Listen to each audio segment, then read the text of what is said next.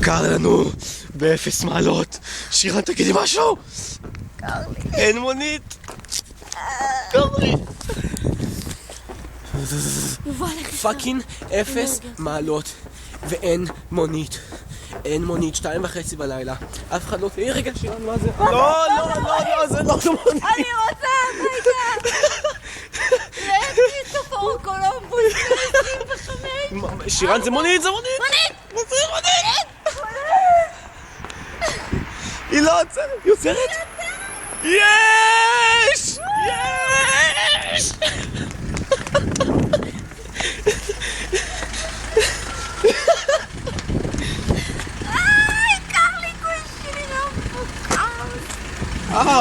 ככה. Hello. Where is he? To Cristoforo Colombo, Hotel Caravel. Thank you. אוי, שירן. יופי, אבל מפה זה עוד יורו, כי הלכנו לשם עוד הסבב פה. אין לי כבר כסף. לא רואים אותנו, אבל סבבה. אין כסף. אין לנו כסף. אפס מעלות. עכשיו אנחנו נראה לכם את הדרך היפה שיש לנו. למלון, הנה הקוליסאו. הנה הקוליסאו. איפה? יש לנו כאלה דברים בראשון. איפה? למה? מה? הגנים סוג של קוליסאו? יש פה עץ השוחה.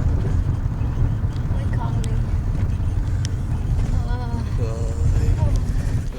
Oh, God knows how I'm cold. קוליסאו, הנה עץ השוחה.